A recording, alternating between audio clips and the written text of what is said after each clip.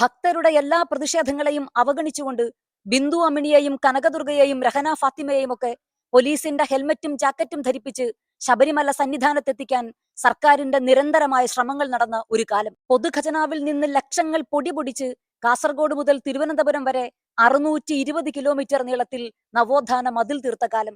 ആചാര സംരക്ഷണത്തിനു വേണ്ടി സമരം ചെയ്ത 67,094 പേർ വിവിധ കേസുകളിൽ പ്രതികളായ കാലം.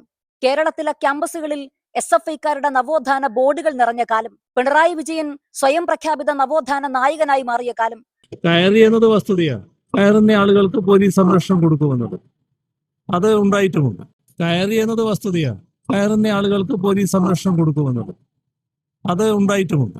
കേരളത്തിന്റെ മുഖ്യമന്ത്രിയുടെ വാശി നടപ്പാക്കാൻ ശ്രമിച്ചു, നടപ്പായി എന്നുള്ളതാണ് സത്യം.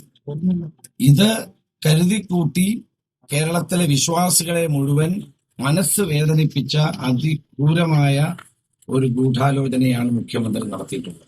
ഇനി CPM-ന്റെ യശശരീരനായ മുൻ സംസ്ഥാന സെക്രട്ടറി കോമ്രേഡ് കോടിയേരി ബാലകൃഷ്ണൻ പറയുന്നതൊന്ന് കേൾക്കാം. ഇടതുപക്ഷത്തിന് ഒരു സീറ്റും അടുത്ത തെരഞ്ഞെടുപ്പിൽ കിട്ടുന്നില്ലെങ്കിലും ഞങ്ങൾ ഈ നിലപാട് മാറ്റില്ല. 4 വോട്ടിനോ 10 സീറ്റിനോ വേണ്ടി ശബരിമല വിഷയത്തിൽ നിലപാട് മാറ്റാൻ തയ്യാറല്ലെന്ന് പറഞ്ഞ അതേ പിണറായി സർക്കാർ യു ടേൺ അടിക്കുന്ന കാഴ്ചയ്ക്കാണ് ഇപ്പോൾ കേരളം സാക്ഷ്യം വഹിക്കുന്നത്.